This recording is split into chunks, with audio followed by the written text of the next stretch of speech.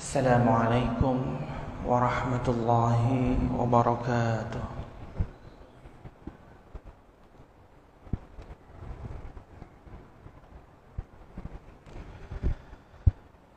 Alhamdulillahilladzi nahmaduhu wa nasta'inuhu wa nastaghfiruh wa na'udzu billahi min syururi anfusina wa min sayyiati a'malina.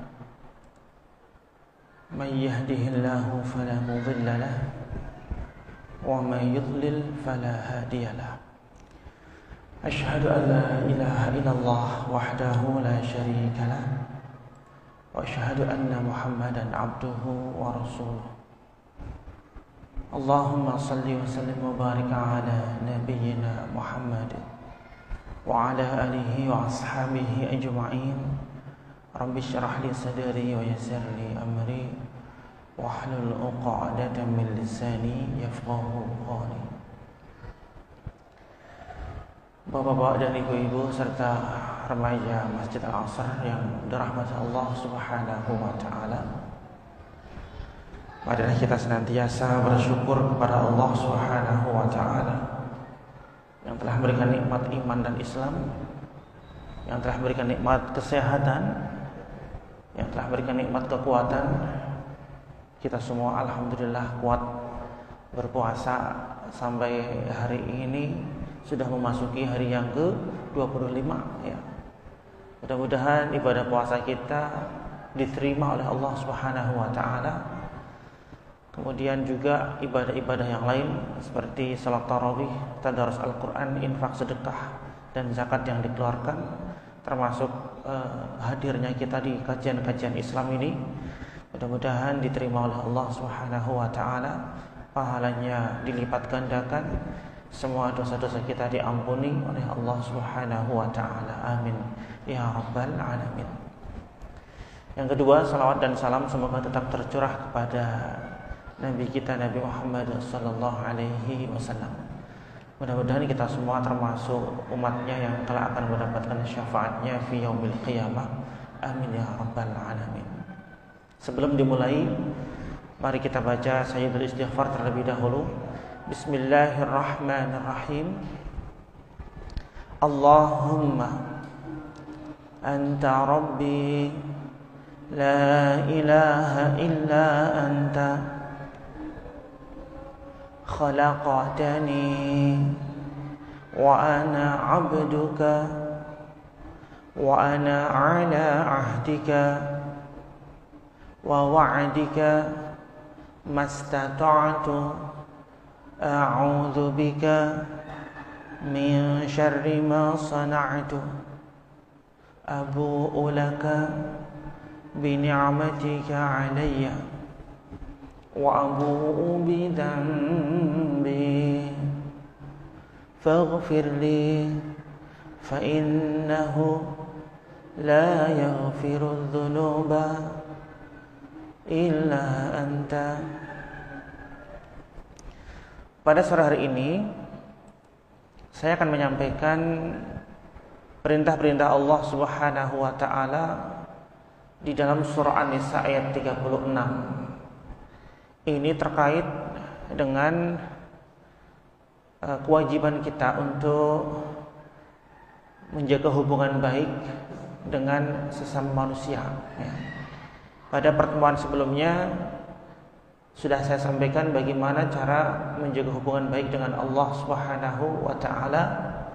Di antaranya adalah dengan senantiasa bertakwa kepada Allah, kemudian senantiasa mensyukuri nikmatnya, senantiasa berbaik sangka kepada Allah dan lain sebagainya.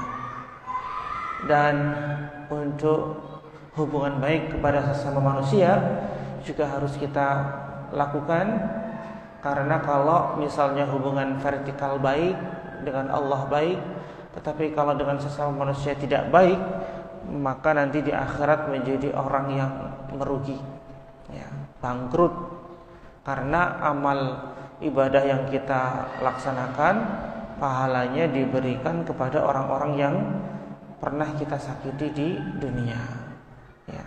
Sehingga hubungan baik dengan sesama manusia harus kita jaga dengan sebaik-baiknya. Jangan sampai kita bermusuhan dengan sesama manusia, jangan sampai kita menyakiti dengan sesama manusia, karena itu semua akan merugikan diri kita sendiri. Kemudian kepada siapa saja kita berbuat baik, maksudnya manusia, nanti ada urutan-urutannya, ya, urutan-urutannya sebagaimana yang terdapat di dalam surah An-Nisa ayat 36. Siapa saja yang harus kita dahulukan, ya. Jangan-jangan kita melakukan sebuah kesalahan baik kepada teman, tapi ternyata sama orang tuanya nggak baik. Nah, itu jangan sampai begitu. Nah, urutannya nanti yang pertama orang tua dulu ini, ya. Nah, kita baca dulu ayatnya, surah An-Nisa ayat 36. Bisa mengikuti apa yang saya baca, ya. Nanti setelah itu saya artikan, saya terjemahkan, dan kita bahas isi kandungan daripada surah An-Nisa ayat 36 ini. A'udzu billahi minasy syaithanir rajim. Silakan. A'udzu billahi minasy syaithanir rajim. Bismillahirrahmanirrahim. Silakan.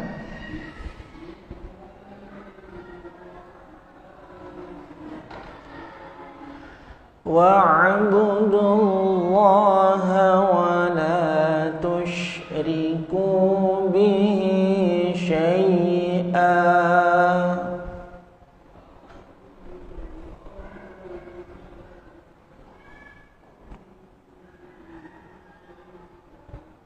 Iya. Tulisannya kekecilan. Wa'budullaha wa la tusyriku bihi syai'a. Mari. Wa'budullaha wa la tusyriku bihi syai'a. Wabil walidaini ihsanan wabidil qurba wal yatama wal masakin. Semua. Wabil walidaini ihsanan wabidil qurba wal yatama wal masakin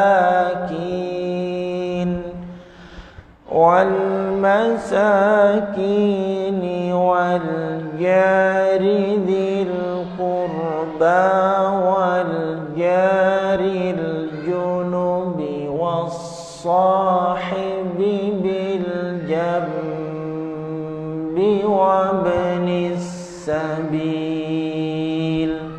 Silakan. Wal masakini wal jari dzil qurba wal jaril junubi was sahibi bil jambi wabnis sabil. Wabnis sabili wa ma malakat aymanukum. Wabnis sabili wa ma malakat aymanukum. Innallaha la yuhibbu man kana mukhtalan fakhura. Silakan. Innallaha la yuhibbu man kana mukhtalan fakhura. kita artikan dan kita bahas untuk ayat 36 dari surah An-Nisa ini. Yang pertama, Allah Subhanahu wa taala memerintahkan kita wa'budullaha, sembahlah Allah. Jadi kita diperintah untuk menyembah Allah. Kita diperintah untuk beribadah kepada Allah. Ya. Kalau di dalam ayat lain Allah perintahkan ya ayyuhan nasu ubudu rabbakumul ladzi khalaqakum wal ladzina min qablikum la'allakum tattaqun. Hai manusia, sembahlah Tuhan kalian yang telah menciptakan kalian dan orang-orang sebelum kalian agar kalian bertakwa. Ya, jadi kita menyembah Allah agar kita semakin bertakwa kepada Allah Subhanahu wa taala. Karena dengan bertakwa maka kita semua akan bisa masuk ke surganya Allah. Wa jannatin arduhas samawati wal ardu u'iddat lil muttaqin. Dan surga yang luasnya seluas langit dan bumi disediakan untuk orang-orang yang bertakwa. Ya. Maka di sini kalau kita beribadah kepada Allah ada dua syarat yang harus dipenuhi supaya ibadah kita diterima oleh Allah Subhanahu wa taala. Syarat yang pertama adalah ikhlas. Ya, di dalam beribadah kepada Allah kita harus ikhlas hanya karena Allah. Contohnya misalnya di dalam ibadah puasa yang sedang kita jalani. Rasulullah SAW mengatakan di dalam hadisnya, man shoma ramadhana imanan wahtisaban ghufira lahu ma taqaddama min dzambih. Barang siapa yang melaksanakan ibadah puasa di bulan Ramadan karena iman dan hanya mengharap pahala Allah, artinya ikhlas di dalam menjalankannya, maka diampunilah dosa-dosanya yang telah lalu.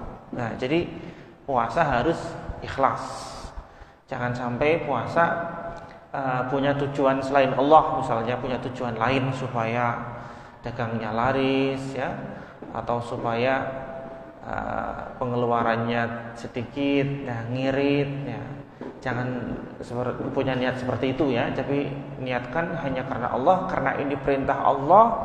Allah perintah, ya ayyuhalladzina amanu kutiba alaikumusiyam, hai orang-orang yang beriman diwajibkan atas kalian berpuasa karena ini adalah perintah Allah, maka kita laksanakan puasa karena Allah, bukan karena niat-niat yang lain. Tarawih pun sama. Man qoma ramadhana imanan wahtisaban ghufira lahu ma taqaddama min dzambih. Ya, siapa yang melaksanakan ibadah salat tarawih, ya, di malam hari di bulan Ramadan dengan iman dan hanya mengharap pahala Allah, maka diampunilah dosa-dosanya yang telah lalu. Jadi syarat yang pertama dalam ibadah itu ikhlas, kuncinya. Kalau ikhlas itu yang diterima oleh Allah Subhanahu wa taala, ya. Bahkan dulu di zaman Nabi itu ada ibadah yang sangat istimewa dan ini diperintahkan oleh Allah Subhanahu wa taala, yaitu perintah hijrah. Ya, mungkin Bapak Ibu pernah mendengar hadis tersebut, ya, di mana Rasulullah SAW itu menyampaikan di dalam suatu hadisnya yang diriwayatkan Bukhari Muslim, ya, dari Amirul Mukminin Abi Hafsin Umar bin Khattab, ya, di mana Rasulullah SAW menyampaikan innamal a'malu binniyat wa innamal likulli imri'in ma nawa faman kanat hijratuhu ila Allah wa rasulih fa hijratuhu ila Allah wa rasulih wa man kanat hijratuhu lidunya yusibuha aw imra'atin yankihuha fa hijratuhu ila ma hajara ilaihi. Jadi ini perintah hijrah. Hijrah ini adalah suatu peristiwa yang sangat penting yang diperintahkan oleh Allah Subhanahu wa taala kepada umat Islam. Ini peristiwa yang sangat penting. Maka di peristiwa yang sangat penting ini ternyata ada orang, ya, dari kalangan sahabat Nabi yang memiliki niat berbeda. Ya, niatnya adalah karena wanita yang ingin dinikahi, ya. Padahal ini adalah peristiwa yang sangat penting untuk hijrah ke Madinah, ke Yasrib ya. Maka keluarlah hadis ini, sesungguhnya amal itu tergantung pada niatnya. Dan sesungguhnya setiap orang akan mendapatkan sesuai dengan apa yang dia niatkan. Kalau misalnya niatnya untuk Allah, untuk mendapatkan pahala dari Allah, untuk mendapatkan ridho dari Allah dan Rasulnya, maka dia akan mendapatkannya. Tapi kalau niatnya dunia atau wanita yang ingin dinikahinya, maka dia akan mendapatkan sesuai dengan apa yang dia niatkan. Nah, oleh karena itu, di dalam kita menjalankan ibadah mahdhah, di dalam kita menjalankan ibadah vertikal, ya, hubungan baik dengan Allah seperti sholat, seperti puasa, ya, seperti membaca Al-Quran, ya, kemudian haji umroh, ya, itu diniatkan untuk mendapatkan ridho Allah, hanya karena Allah, ya, termasuk nanti ibadah kurban ya di Idul Adha. Ya, kalau misalnya niatnya dunia, maka dia akan mendapatkan sesuai dengan apa yang dia niatkan. Ya, niatnya karena ingin dipuji, niatnya karena ingin mendapatkan gelar haji ya, bagi orang yang haji, niatnya karena ingin dagangnya laris. Jadi dia melakukan ritualitas itu untuk supaya dagangnya laris, supaya bisnisnya lancar ya. Jadi ada niat-niat ya, yang dia inginkan ya. Kemudian niatnya karena manusia dan lain sebagainya. Maka meskipun kelihatannya adalah ibadah akhirat ya, amal akhirat ukhrawi, tetapi dia yang akan dia dapatkan adalah duniawi. Tetapi sebaliknya, ada orang yang melakukan suatu pekerjaan yang kelihatannya duniawi ya, tetapi dia mendapatkan pahala ukhrawi. Contohnya misalnya dia sekolah, dia bekerja, kan kelihatannya kan duniawi ya, tapi karena baiknya niat supaya nanti menghilangkan kebodohan dari belajar ini, dan dengan tambah pinter ibadahnya tambah maksimal, tambah benar dan diterima oleh Allah gitu. Jadi dia sekolah ngaji tujuannya adalah untuk menghilangkan kebodohan, menambah kepintaran, memahami ilmu agama sehingga ibadahnya semakin mantap, supaya ibadahnya benar sesuai dengan tuntunan Nabi Muhammad SAW. Niatnya baik. Kemudian begitu juga kerja, niatnya untuk mencari nafkah, menghidupi keluarganya, ya, menafkahi istri dan anaknya, membiayai pendidikan sekolah anak-anaknya. Ya, jadi niatnya baik karena anaknya sedang mondok, anaknya sedang kuliah. Kemudian dia bekerja, penghasilannya untuk membiayai pendidikan anaknya. Nah itu meskipun kelihatannya pekerjaan dunia, tetapi karena baiknya niat, maka menjadi ukhrawi, menjadi akhirat. Maka dia akan mendapatkan pahala di sisi Allah Subhanahu wa ta'ala ya. Jadi ada orang yang kelihatannya sholat tapi dia dapatnya cuma dunia, ada orang yang kelihatannya kerja tapi dia dapat pahala gitu ya. Itu semua tergantung pada niatnya masing-masing. Maka yang paling penting adalah niat di dalam hati ditata. Kalau pekerjaan yang urusan dunia saja dapat pahala karena baiknya niat, apalagi yang akhirat. Jangan sampai sedang melakukan ibadah kepada Allah, hubungan vertikal hablum minallah, kok niatnya dunia, jangan. Tapi niatnya adalah akhirat ya, untuk mendapatkan ridha Allah, kesempatan emas untuk beribadah kepada Allah, berdiam diri di masjid ngaji, tujuannya untuk Allah ya, lillah, karena Allah Subhanahu wa ta'ala. Karena kita semua hidup di dunia ini itu tujuannya untuk ibadah kepada Allah. Wa ma khalaqtul jinna wal insa illa liya'budun, dan tidaklah aku ciptakan jin dan manusia kecuali untuk ibadah kepada Allah. Jadi ibadah yang kita lakukan itu ya karena Allah. Karena kita memang diciptakan di dunia kan tujuannya untuk ibadah ya, untuk sholat. Nah kemudian adapun ada waktu-waktu di antaranya kita gunakan untuk kerja, kita gunakan untuk sekolah, itu kan untuk mengisi waktu karena menunggu waktu sholat itu. Misalnya subuh ya selesai dilaksanakan, kan waktu zuhurnya masih lama. Nah maka di sela-sela itu kita gunakan untuk aktivitas yang baik seperti bekerja, kalau anak-anak ya sekolah gitu. Tapi nanti ketika adzan berkumandang zuhur, lah itu ada perasaan senang. Ah gini, ini tujuan kita diciptakan di dunia ini ini sholat ini. Nah, jadi jangan sampai gelisah, azan kok malah gelisah. Jangan, azan malah senang lah. Ini tujuan kita diciptakan di dunia untuk ini, untuk ibadah, untuk sholat. Nah, maka kita langsung sholat zuhur. Nah, zuhur sama asar itu kan ada jarak. Nah, itu baru kita lakukan aktivitas yang lain. Nanti begitu tiba waktu asar, hati kita senang, kemudian kita langsung melaksanakan ibadah sholat asar, seperti itu dan seterusnya. Jadi ibadah itu yang kita tunggu-tunggu, sholat itu yang kita tunggu-tunggu, karena memang diciptakan di dunia ini kita adalah untuk menyembah Allah, untuk sholat. Nah, itu tujuannya itu. Bapak Ibu yang dirahmati Allah Subhanahu wa taala, ya, kita lanjutkan pembahasan surah An-Nisa ayat 36. Selain ikhlas, maka cara yang kedua agar ibadah kita diterima oleh Allah adalah sesuai dengan tuntunan Nabi Muhammad sallallahu alaihi wasallam. Ya. Bagaimana wudunya Nabi, urut-urutannya bagaimana? Makanya kita belajar. Ya, kadang-kadang saya prihatin ketika ada anak-anak yang sudah balik, ya sudah dewasa, anak-anak usia SMP, wudu saja nggak bisa urut. Nah, itu yang memprihatinkan. Tangan saja belum, udah kaki, baru rambut, baru tangan. Aduh, kebalik-kebalik ya. Ini sangat memprihatinkan. Nah, ini tanggung jawab orang tua. Bagaimana supaya anak-anaknya paham kepada agamanya? Ini orang tua, itu tanggung jawab. Kalau anak-anak sudah paham kepada agamanya, termasuk kita semuanya paham kepada agama kita, ya, itu termasuk orang yang dikehendaki kebaikan oleh Allah. May yuridillahu bihi khairan yufaqihu fiddin. Siapa yang dikehendaki baik oleh Allah, maka akan dipahamkan ke dalam agama, ya. Jadi kalau kita ingin dikehendaki kebaikan oleh Allah, ya kita berusaha supaya paham agama kita. Kalau misalnya kita nggak paham terhadap agama kita sendiri, itu naudzubillah min dzalik, ya. Itu kebalikannya, berarti kita tidak dikehendaki kebaikan oleh Allah. Karena yang dikehendaki kebaikan oleh Allah, may yuridillahu bihi khairan yufaqihu fiddin. Siapa yang dikehendaki kebaikan oleh Allah, maka akan dipahamkan dia ke dalam agama. Nah, terus bagaimana caranya? Kita berusaha supaya kita paham kepada agama kita, ya.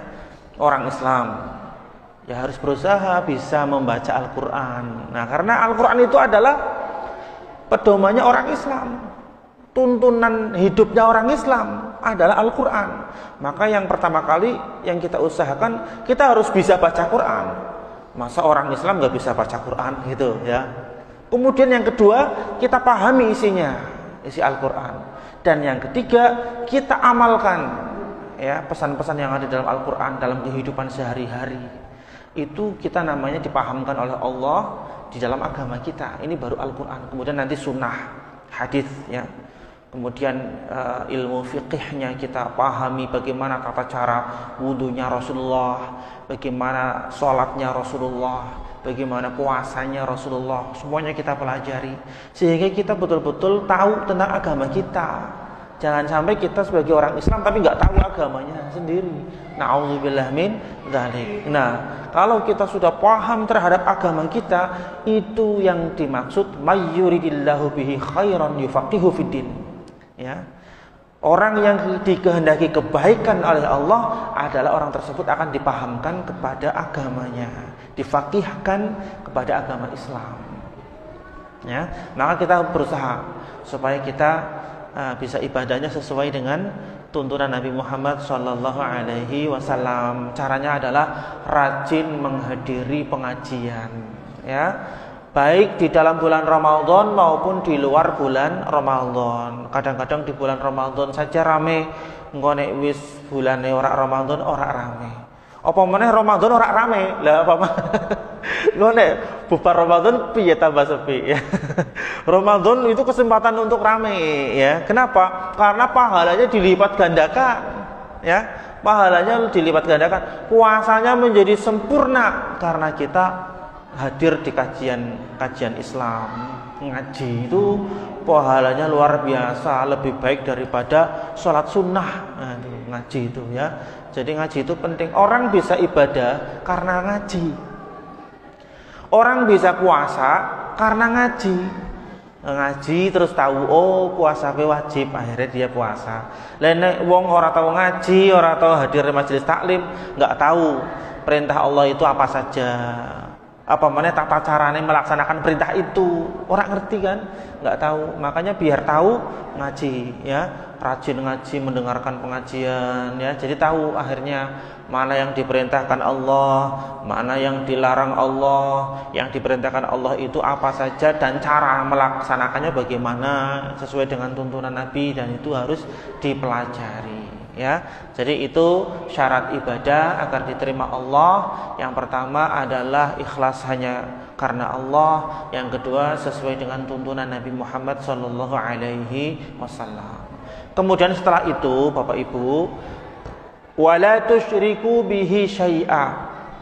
Jangan sampai kita sekali-kali menyekutukan Allah, berbuat syirik. Itu dilarang. Wala tusyriku. Ya, janganlah kalian semuanya mempersekutukan Allah dengan sesuatu pun syai'a ya. Jangan sampai berbuat syirik. Kenapa? Karena syirik itu adalah dosa yang tidak diampuni. Innallaha la yaghfiru ayyushraka bihi wa yaghfiru ma duna dzalika liman yasha. Sesungguhnya Allah Subhanahu wa taala tidak akan mengampuni dosa syirik dan akan mengampuni dosa selain syirik bagi yang dikehendaki oleh Allah. Dosa apapun sebesar apapun bisa diampuni ya. Tapi kalau syirik ini tidak diampuni, maka jangan sampai melakukan dosa syirik. Maksudnya adalah syirik yang dibawa sampai mati.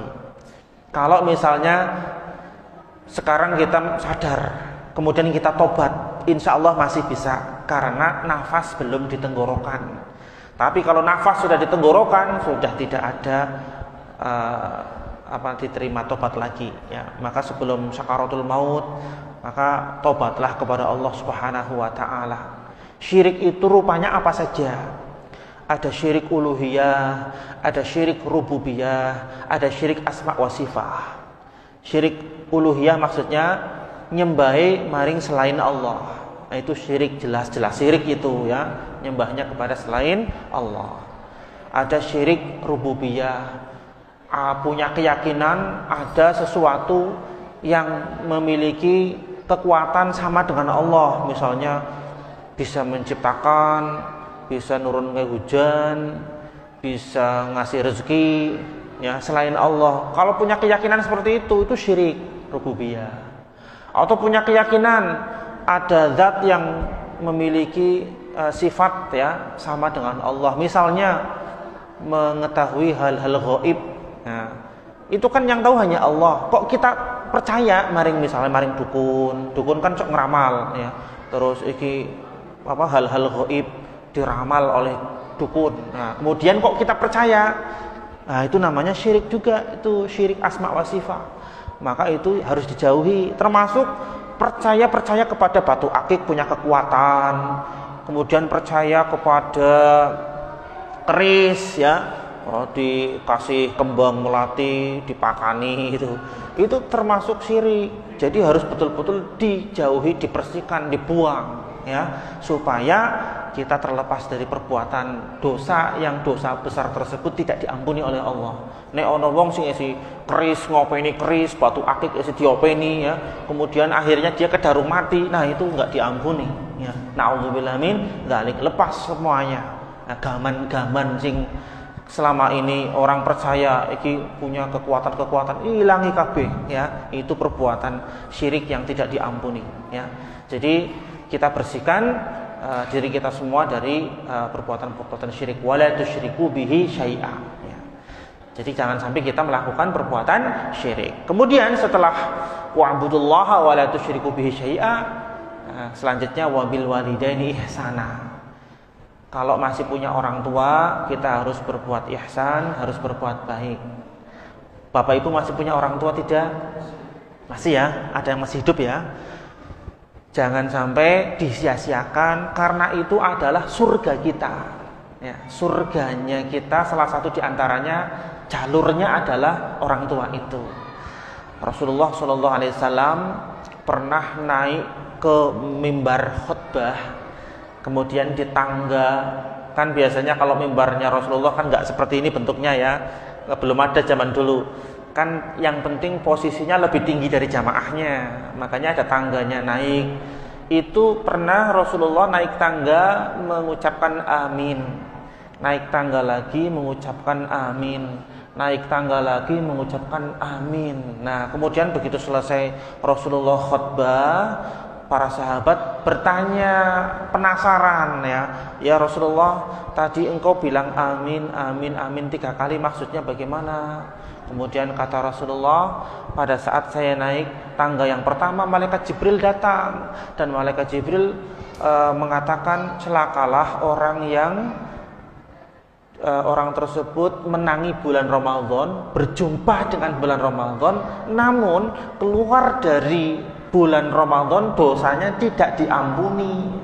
Padahal Ramadan itu adalah bulan penuh ampunan. Sing lakoni puasa dengan iman dan ikhlas, dosanya diampuni. Yang tarawih ya di malam harinya dengan iman dan ikhlas, dosanya diampuni. Kok ada orang keluar dari Ramadan dosanya tidak diampuni? Berarti orang tersebut ya puasa di bulan puasa tapi tidak puasa, di bulan Ramadan tapi tidak puasa, tidak tarawih di malam harinya. Jadi biasa-biasa saja seperti bulan-bulan biasanya. Kemudian di tangga berikutnya itu kata Rasulullah, malaikat Jibril mengatakan, celakalah orang yang masih punya orang tua, baik keduanya maupun salah satunya, tapi tidak menjadikannya masuk surga. Masih ada kesempatan orang tua untuk kita berbakti kepadanya, tapi kau tidak menjadikan dia masuk surga, artinya disia-siakan. Orang tuanya malah ditaruh di panti jompo ya. Kan iman-iman, padahal itu surganya dia kalau dia mau merawatnya ya. Itu surganya dia. Sebagaimana dulu di zaman Rasulullah pernah ada salah seorang yang hidup di zaman Rasulullah, yaitu yang bernama Uwais al-Qarni.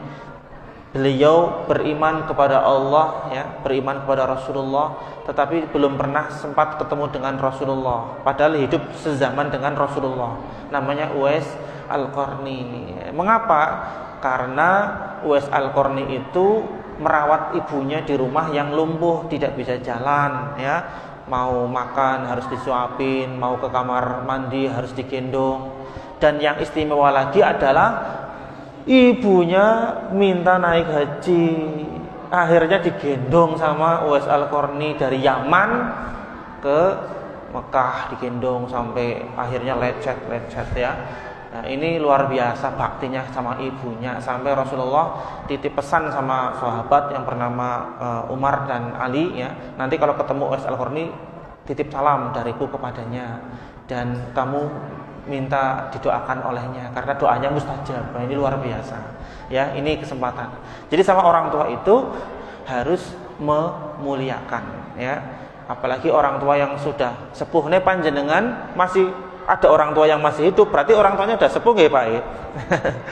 Orang tua kalau sudah sepuh itu, kata Allah dalam Al-Qur'an, "Wa man nu'ammirhu nunakishu fil khalqi afala ya'qilun." Surat apa Pak? Yasin. Ya, surat Yasin. Dan barang siapa yang kami panjangkan umurnya, wa man nu'ammirhu nunakishu fil khalqi, maka akan kami kembalikan pada awal kejadiannya. Nah, itu. Jadi ketika umur manusia itu panjang, itu seperti awal kejadiannya ya. Jadi lemes, lemah dan lain sebagainya. Maka sebagai seorang anak harus betul-betul merawat orang tuanya dengan penuh kesabaran, jangan sampai menyakiti hatinya. Wala taqul lahuma uffin wala tanharhuma, jangan membentak, enggak boleh ya. Nah, itu orang tua. Kemudian selanjutnya wa bidil qurba, kepada kerabat, kakak, adik ya, Mbak Yu, ponaan, simbah, semuanya kerabat itu harus dijaga hubungan baik, harus ihsan. Kita harus berbuat ihsan kepada mereka. Jangan sampai putus hubungan kekeluargaan, karena orang yang memutuskan kekeluargaan atau tali silaturahim itu termasuk orang yang tidak akan masuk surga, kata Rasulullah. La yadkhulul jannah qati'un, tidak akan masuk surga orang yang memutuskan hubungan silaturahim. Maka dengan teman dengan saudara, terutama ya kerabat ya. Yang kita bahas di sini adalah kerabat, maka tidak boleh bertengkar, tidak boleh bermusuhan. Yang kemarin misalnya pernah terjadi perpecahan, disambung kembali. Ya, ini di Idul Fitri nanti biasanya budayanya orang Indonesia kan halal bihalal, itu sambung kembali, jangan sampai pernah bertengkar lagi. Kemudian selanjutnya adalah wal yatama, kepada anak yatim juga kita harus peduli. Jangan sampai kita sewenang-wenang kepada anak yatim. Karena kalau kita menghardik anak yatim, sewenang-wenang kepada anak yatim, itu kita dikategorikan mendustakan agama. Ara'aital ladzi yukadzibu biddin fadzalikal ladzi yad'ul yatim. Tahukah kamu siapa yang mendustakan agama? Yaitu orang yang menghardik anak yatim. Maka sama anak yatim harus sayang. Harus sayang seperti Rasulullah juga sangat sayang kepada anak yatim, ya. Kata Rasulullah, ana wa kafirul yatim fil jannah hakadha. Saya bersama dengan orang yang merawat anak yatim itu di surga nanti. Seperti ini, dekat sekali. Ya, jadi kalau kita pengen di surga dekat dengan Rasulullah, sama anak yatim harus sayang, apalagi anak yatimnya adalah dari saudara kita sendiri. Nah, itu harus betul-betul kita sayangi, ya. Kemudian wal masakin, pada orang-orang miskin. Kita semuanya ketika melaksanakan ibadah puasa, betapa rasanya haus dan lapar, kan nggak enak Pak ya. Tapi kita ada waktu berbuka yang ditunggu-tunggu oleh kita. Lah, dengan kita merasakan lapar seperti ini, maka kita harus punya kepedulian terhadap fakir miskin yang mereka kadang-kadang kelaparan dan tidak ada harapan. Tidak ada harapan untuk makannya kapan gitu ya, karena nggak ada uangnya, karena nggak ada yang dimakan. Nah, itu kita harus sayang kepada fakir miskin. Dan kita merasakan sendiri kena puasa kayak gini, tapi kita ada waktu berbuka, kita punya uang untuk bisa membeli makanan. Nah, kalau orang miskin yang tidak bisa membeli makanan kan kasihan. Nah, maka kita harus peduli kepada orang-orang miskin.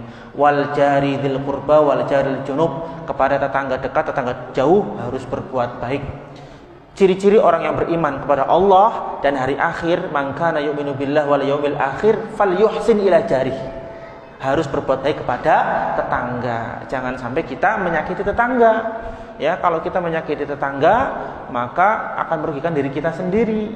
Yaitu yang pertama, kata Rasulullah, wallahi la yu'min, 3 kali, wallahi la yu'min, wallahi la yu'min. Kata Rasulullah, demi Allah tidak beriman, demi Allah tidak beriman, demi Allah tidak beriman.